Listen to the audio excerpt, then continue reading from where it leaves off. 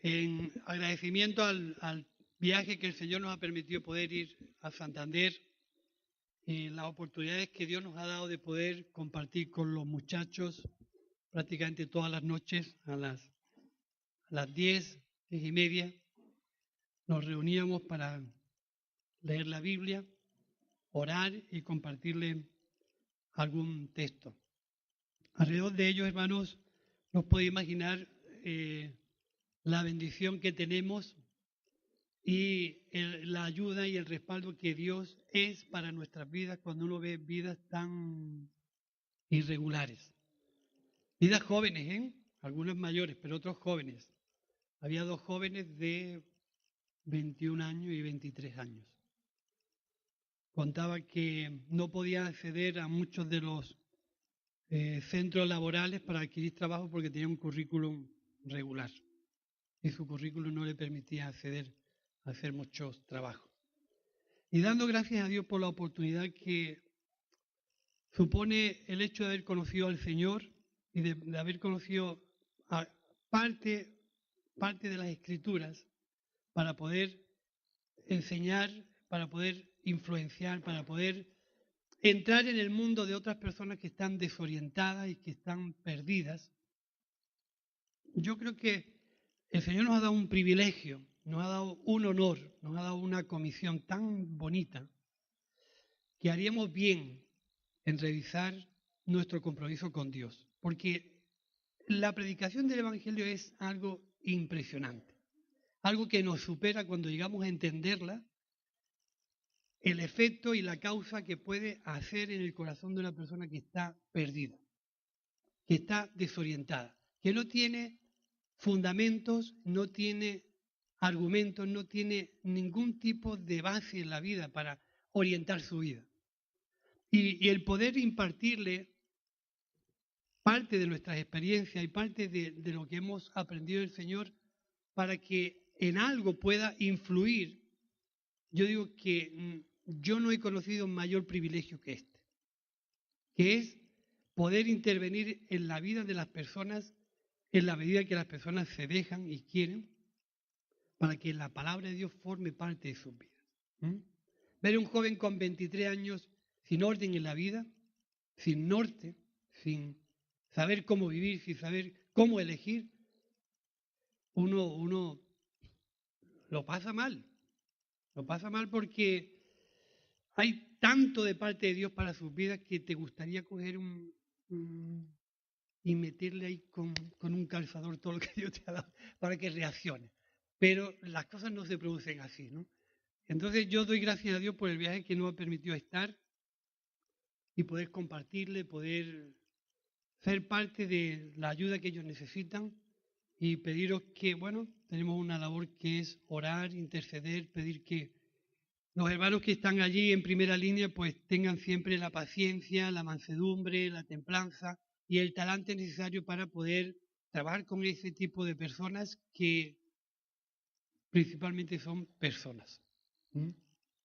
Y necesitan una ayuda increíble y los que están en primera línea no creáis que siempre están con la misma fuerza y con las mismas ganas. A veces pues vienen abajo y no tienen ganas de tantos problemas, de tantos jaleos, de tantas complicaciones, de aguantar a tanta gente, cada uno de su padre y de su madre con sus historias. Y entonces a veces ese trabajo es duro y es difícil de llevar adelante. No es tan fácil.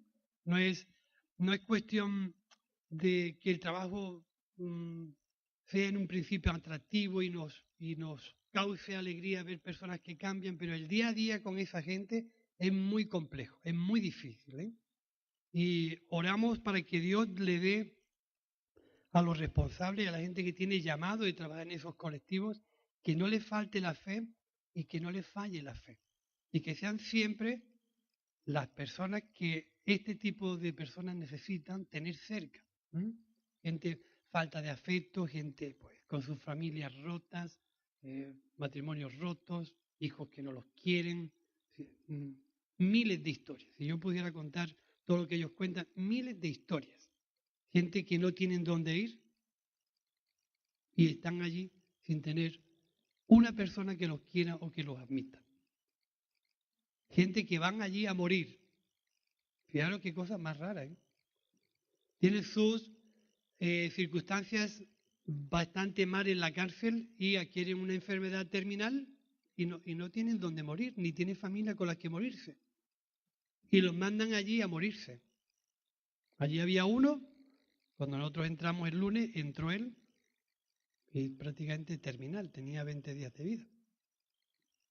Lo mandan allí a morirse a la casa porque uno de los convenios que tiene la casa de acogida con el régimen penitenciario es tener la posibilidad de admitir a ese tipo de personas que no tienen lugar y ahí van a morirse. Eso es. Así que a Dios gracias por lo que hemos conocido y por lo que significa el Evangelio en nuestras vidas. Hay un salmo que estuvimos compartiéndolo el jueves en el tiempo de oración. Está el Salmo 11, versículo 3. Yo creo que muchos lo conocen.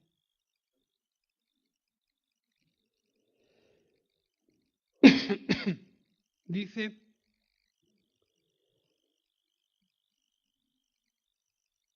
tenemos, si son destruidos los fundamentos, ¿qué podrá hacer el justo? La palabra justo, todos sabemos que no se refiere a una persona que es perfecta, sino a alguien que vive cerca de Dios, que ha sido reconciliado con Dios, que ha recibido el perdón de Dios y que está cerca de Dios. Entonces, cuando siempre leemos la palabra justo en la Biblia, está hablando no de una persona perfecta y que no tiene errores, sino una persona que ha sido redimida por Dios y que está cerca de Dios.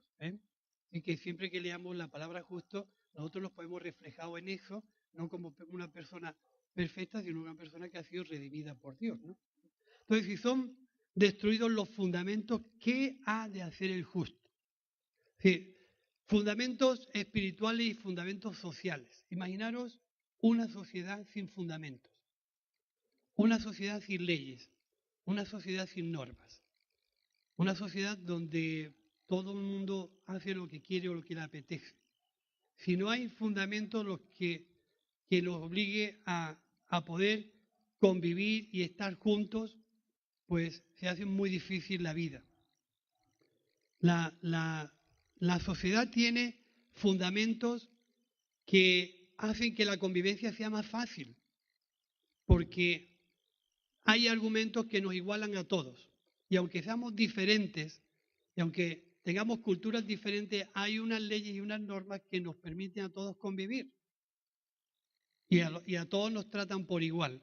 Hay una justicia social, hay una vida laboral, hay un montón de historias que vienen bien a toda la humanidad que ha decidido convivir juntas. El problema muchas veces de no tener una claridad en los fundamentos que afirman nuestra vida es, en ocasiones, algo que hace que perdamos nuestra identidad. Todos sabemos lo que es tener identidad. O por lo menos deberíamos de saberlo, o por lo menos cuando digamos algo nos identificamos con ciertas cosas y otros no nos identificamos con ciertas cosas. Una identidad cultural, una identidad social, una identidad religiosa, una identidad política, una identidad gastronómica, todos tenemos ciertas cosas que nos identifican.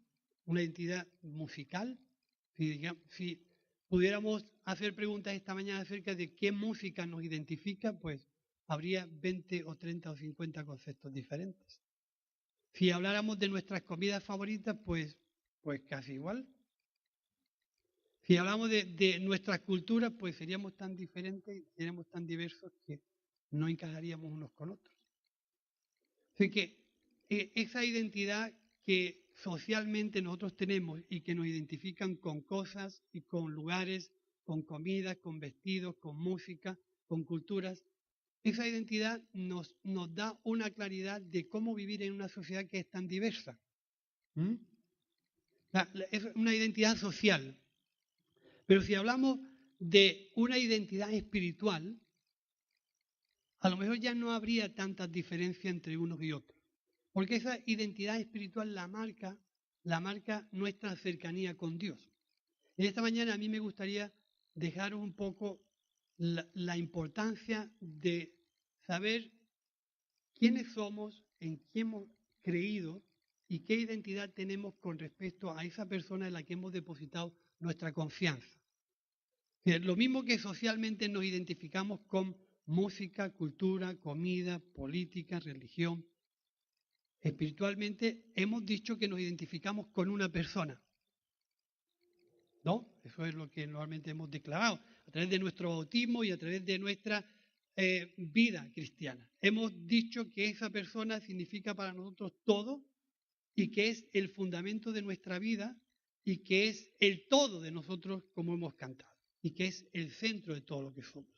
Esa persona a la que nosotros hemos depositado nuestra confianza se identifica con un mensaje y con una vida. Con un mensaje y con una vida y con una práctica de esa fe.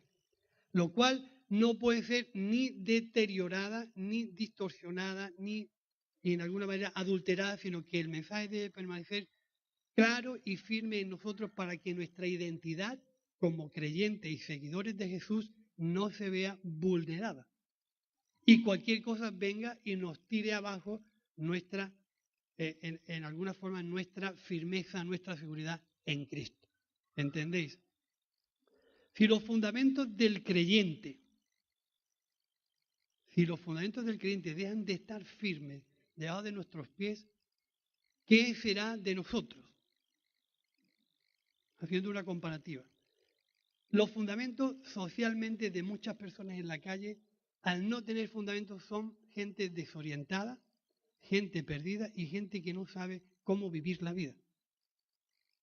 Porque no tienen fundamentos ni firmeza que le dé seguridad de tomar decisiones y de elegir. Fijaros esa comparativa en el mundo espiritual.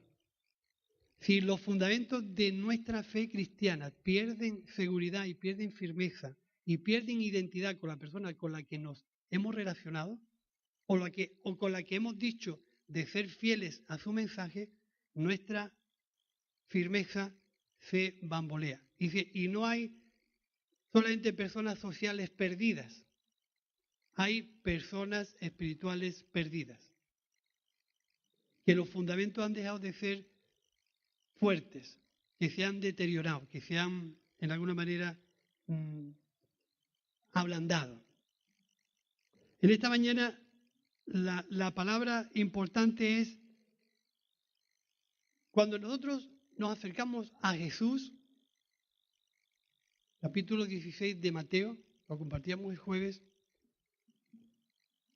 la gente puede pensar de Jesús 1000 conceptos diferentes unos de otros.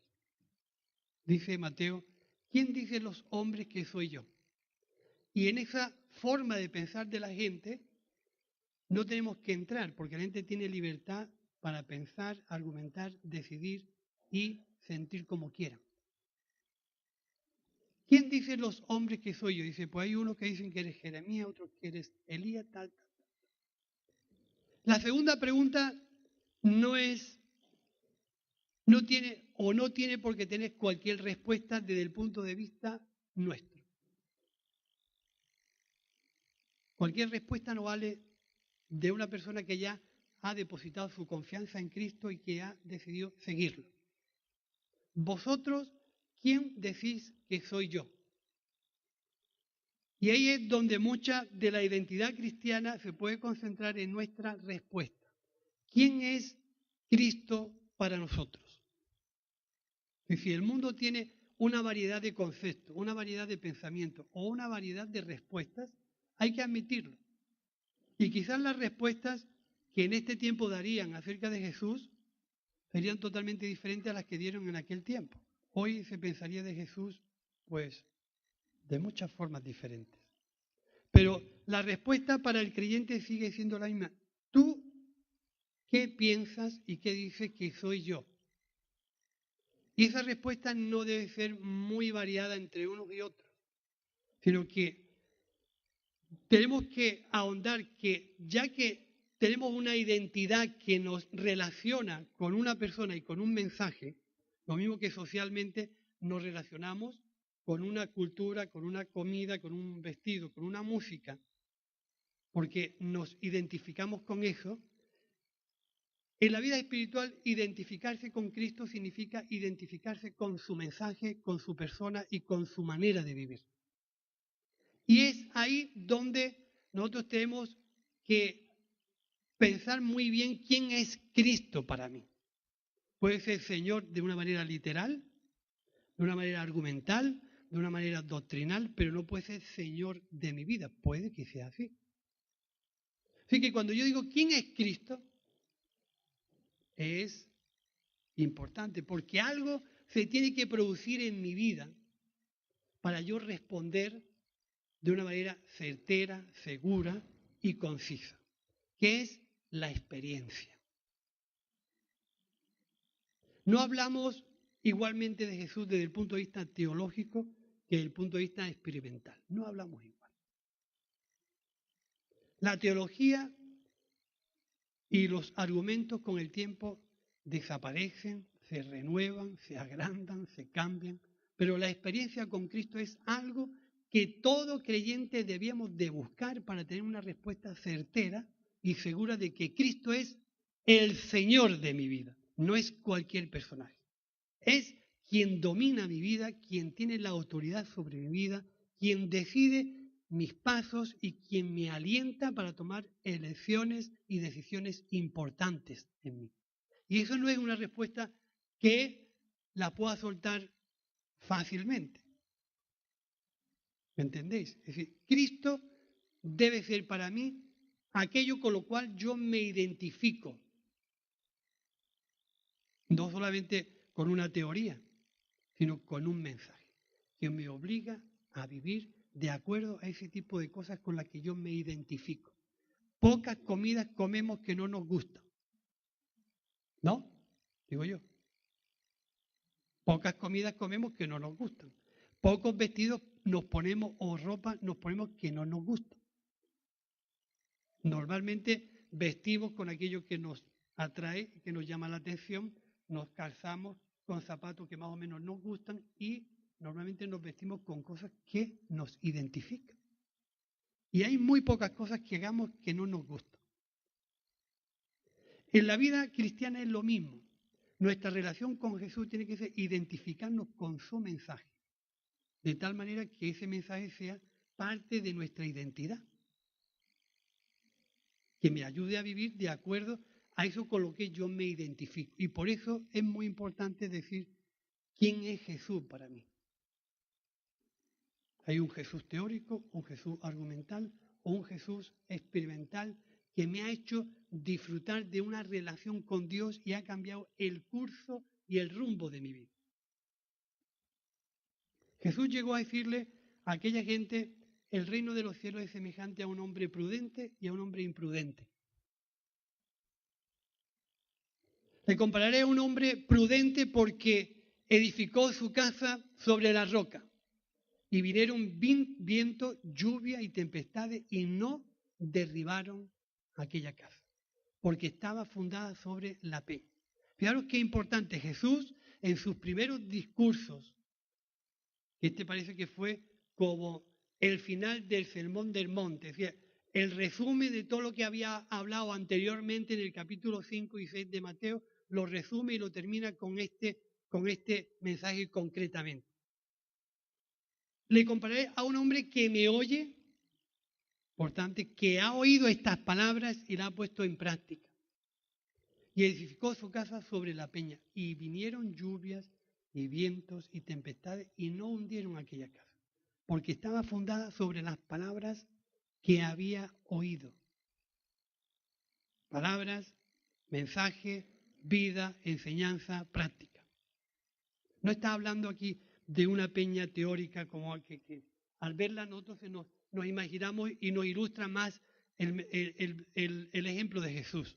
Está hablando de una vida que tiene fundamentos firmes y seguros debajo, que es capaz de soportar un montón de circunstancias, un montón de eventos y de momentos, y que al vivir de acuerdo a lo que ha oído, cada día la hace más madura y más equilibrada, capaz de tomar decisiones y elecciones correctas de acuerdo al mensaje con el que se ha comprometido.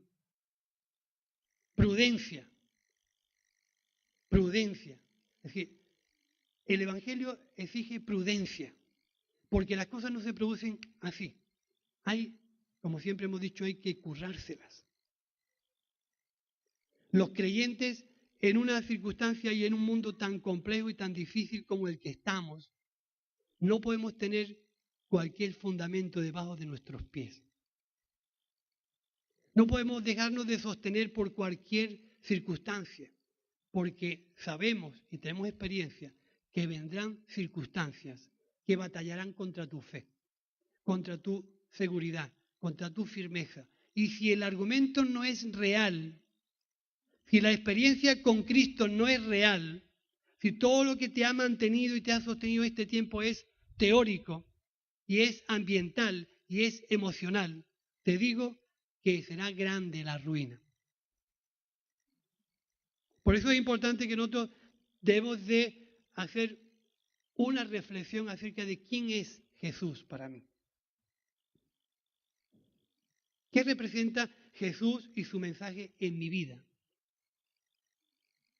Y eso se puede enseñar, pero es algo que se va a olvidar una y otra vez.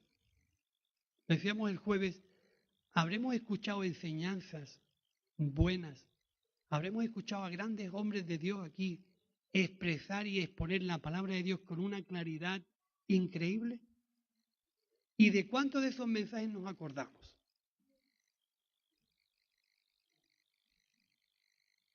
A lo mejor de muy pocos.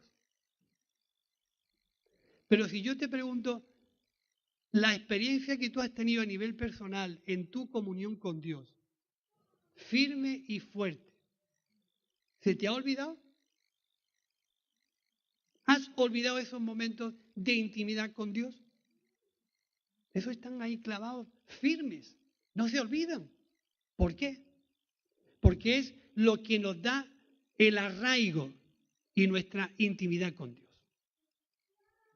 Es lo que nos da la firmeza para estar firmes contra una circunstancia, contra otra, y al final estar firmes, porque no podemos dejar de pensar que cuando veíamos a esos muchachos en Santander, digo, yo a nivel personal, si Dios ha convertido mi vida en un puente, y la tuya igual, ¿eh?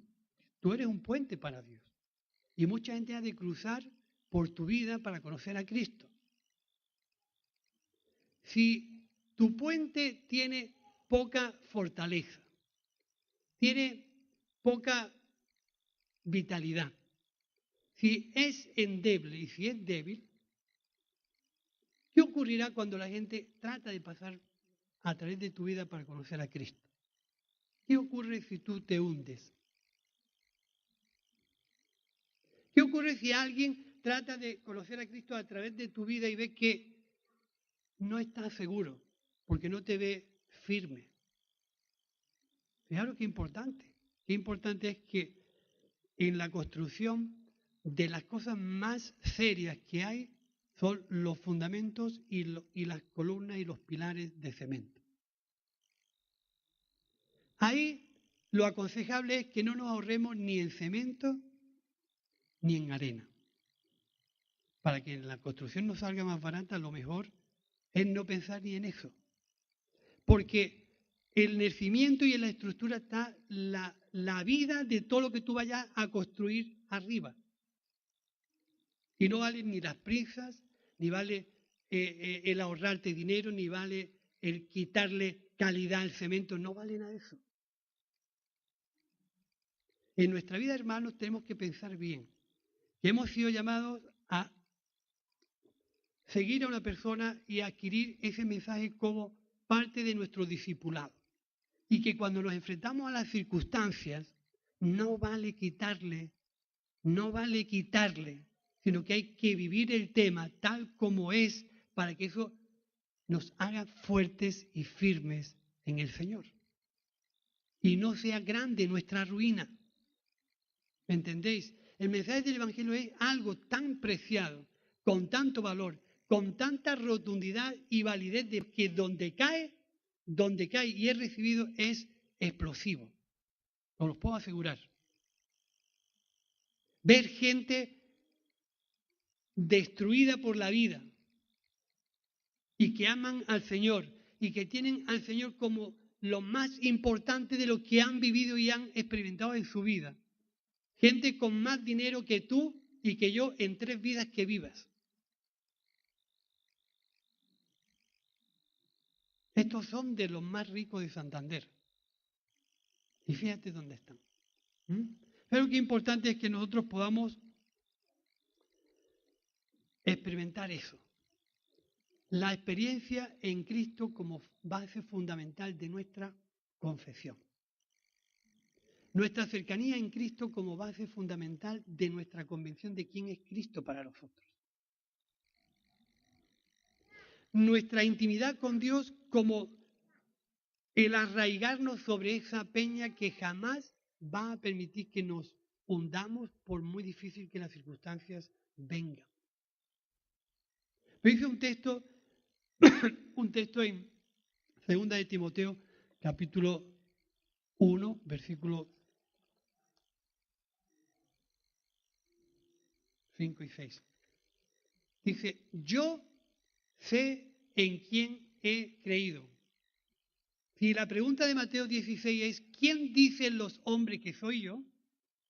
Ahí tenemos una respuesta de nuestra parte. En este caso, Pedro le respondió. Le dijo, bienaventurado eres tú,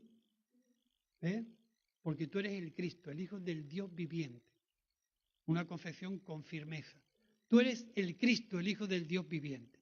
Pero nosotros, cuando se nos pregunta ese tipo, o cuando se nos presentan ese tipo de interrogantes, tenemos una respuesta firme en nuestro corazón para decir, yo sé quién he creído. Y que es poderoso para guardar este depósito hasta aquel día. Eso denota identidad, firmeza, seguridad, arraigo. Eso es algo impresionante. Por eso, hermano, es lo que nosotros tenemos que intentar conseguir que sea una realidad en nuestras vidas cada día. Cristo como fundamento de mi experiencia. No tenemos que luchar, decíamos el jueves, no hemos sido llamados a darle respuesta a todo lo que el mundo nos plantea. Esto es válido, esto no es válido, esto es cierto, no es cierto. No hemos sido llamados a eso. Hemos sido llamados a tener a Cristo en nuestras vidas y a anunciarlo y proclamarlo en el sitio donde nosotros estamos. Yo no tengo por qué responderle a 1000 preguntas que el mundo me hace. Aparte que no las sé, no es mi cometido. Pero cuando ese tipo de circunstancias o situaciones difíciles que se producen en el mundo vienen y deterioran mi fe, debilitan mi gana y mi vitalidad, es señal de que hay algo en mi estructura y en mi fundamento que no está demasiado fuerte. Y debo de buscar más que escudriñar y buscar respuestas a un montón de historias que el mundo me plantea. Debo de buscar mi experiencia en Cristo. Debo de buscar al Señor con todo mi corazón de día y de noche. Debo de buscar mi intimidad con Dios a tiempos y destiempos para que mis pies anden firmes, para que mi vida ande segura, por mi intimidad con Dios y no por lo que yo tenga que decirle al mundo si es cierto o si no es cierto. Hermanos, las ideas del mundo cambian de un día para otro, tanto políticamente como religiosas, como socialmente, y si no nos damos cuenta, esto nos arrastra, nos lleva por donde quiera. ¿Dónde está nuestra experiencia con Cristo? ¿Dónde está eso que nos da firmeza y que nos hace luchar contra viento y marea? ¿Dónde está eso? Es decir, ¿dónde está esa convicción de nuestro corazón? Y solamente con estar cerca del Maestro estamos seguros y firmes. Y Jesús pronunció este tipo de mensaje al final del Sermón del Monte como una exposición de lo que debe de ser el creyente en el momento en que aceptan a Jesús como Señor. Tener en cuenta que vaya a tener en el mundo aflicción y mucho tipo de circunstancias difíciles, pero confiad, yo he vencido al mundo, pero os aconsejo que asentéis vuestros pies bien firmes sobre un buen fundamento, que cualquier cosa que vaya a vivir desde aquí, desde el momento que aceptáis a Jesús como Señor y su mensaje como práctica de vida, van a venir contra vosotros un montón de circunstancias que van a soplar contra vuestra fe. Y si no estáis bien afincados en mí, la ruina va a ser grande. Por eso yo, hermano, yo os aconsejo desde lo que he visto y he experimentado estos días allí, este mensaje se estaba revolucionando en mi interior tanto que lo compartimos de una manera, pues sin querer el jueves. Lo importante es la experiencia con Cristo. Hay que buscarla, hay que mantenerla, hay que reavivarla, hay que volverla a vivir, porque eso es lo que nos va a dar la fuerza para hablar de Jesús a la gente que está perdida. La gente que está perdida no te puede ver a ti inseguro. La gente que no sabe cómo vivir no te puede ver a ti con dudas. Por lo menos que te vea afincado en la fe de Cristo y en una práctica de vida que les viene bien oírla porque no tienen dónde fijarse. ¿Eh? Y es ahí donde el Señor nos quiere poner. Pero nuestra respuesta debe ser afirmativa. ¿Tú sabes en quién has creído? ¿Tú lo sabes? Pues habla de Él. Experiméntalo a Él. Practícalo a Él. Síguelo a Él. Créete su mensaje. ¿Tú sabes en quién has creído? Eso es todo. Si yo sé en qué he creído, yo ese mensaje me lo aplico a mí y se lo llevo a aquellos que están en gran necesidad. Así que nos ponemos en pie y oramos.